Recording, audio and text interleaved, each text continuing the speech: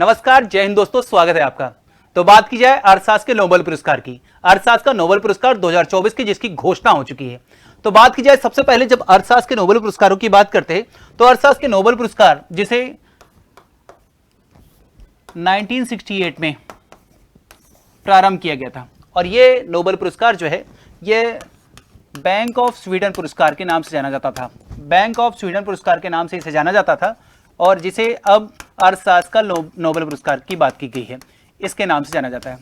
इस बार का जो नोबेल पुरस्कार है इसकी बात की जाए तो नोबेल पुरस्कार में यह बताया गया है कि कैसे राजनीतिक और सामाजिक संस्थाएं कैसे समाज को प्रभावित करती हैं, यानी आर्थिक गतिविधियों को प्रभावित करने का कैसे काम करती हैं ये राजनीतिक संस्थाएं, यानी समाज में बात की जाए कि जो मजबूत संस्थाएं हैं वह किसी भी देश के विकास को कैसे प्रभावित करती है। बात की जाए जब राजनीतिक संस्थाओं की तो यह बताया गया है कि जिस देश में राजनीतिक व्यवस्था बेहतर नहीं होती या राजनीतिक व्यवस्थाओं में विवाद या विरोध की स्थितियां होती हैं या सत्ता सही तरीके से संचालित नहीं होती, वह देश अपेक्षाकृत कम विकास कर पाता है अन्य देशों की अपेक्षा।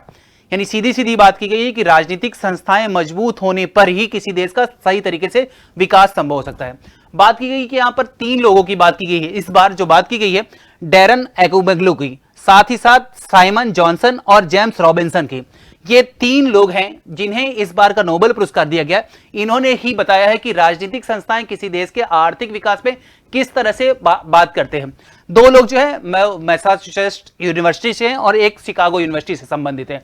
यानी ये 3 लोगों की बात की जाए, डैरन, साइमन और जेम्स रॉबिन्सन की बात की जाए तो जॉनसन, डैरन और रॉबिन्सन, ये 3 लोग हैं जिनके माध्यम से इस बार का नोबेल पुरस्कार इनको दिया गया है। इस बार के नोबेल पुरस्कार की बात की है कि इन्होंने 3 घटकों के बारे में बताया है। 3 घटक, जिसमें पहला बताया है कि अभिजात वर्ग जो upper class and lower class है हमेशा रिसोर्सेज को लेकर के संघर्ष करते रहते हैं, यानी रिसोर्सेज के बंटवारे को लेकर के आपस में संघर्ष होता रहता है। यानी इसी आधार पर अमीर वर्ग हमेशा सारी चीजों को, जो अपर क्लास है वह सारे संसाधनों का संकेंद्रण अपने पास रखता है। पहले घटक में यह बताया गया कि अपर क्लास कुछ सीमित शक्तियां होती हैं जिनके पास सारे संसाधनों का नियंत्रण होता है। परंतु दूसरा जो घटक बताया गया है कि कभी कभी क्या होता है, जनता संगठित हो जाती है, इकट्ठा होकर के लोग आंदोलन कर देते हैं और अपने प्रेशर में, अपने दबाव में अपनी बातों को मनवाने का काम करते हैं।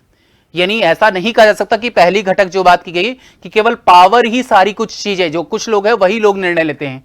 बात की गई कि अगर आंदोलन, सामूहिक आंदोलन, अगर भारत की भी बात की जाए तो बहुत बार किसान आंदोलन की बात की जाए, किसान आंदोलन के द्वारा सरकार की बातों को नकारने की बात की गई है। और तीसरी बात यह बात की गई है कि तीसरी बात में यह कहा गया कि कभी कभी जो अपर क्लास होता है वह मजबूर होता है कि वह लोअर क्लास की बातों को मानने के लिए मजबूर हो। और इसी तरह बताया गया कि जहां पर सत्ता संघर्ष बहुत ज्यादा होगा वह देश आगे नहीं बढ़ेगा, जहां सत्ता संघर्ष कम होगा और आपस में सहयोग के माध्यम से आगे बढ़ेंगे तो वह देश आगे बढ़ पाएंगे। यानी कुछ बात की जाए कि विश्व के 30% जो देश हैं वो जो पिछड़े हुए हैं उनमें यही देखा गया है कि सत्ता संघर्ष, राजनीतिक संस्थाओं में आपस में समन्वय ना होने के कारण और विवाद होने के कारण वह देश आगे नहीं बढ़ पाए। तो बात की जाए ऐसी ही जानकारी के लिए जुड़े रहें हमसे उत्कर्ष चैनल से। Thank you, good day.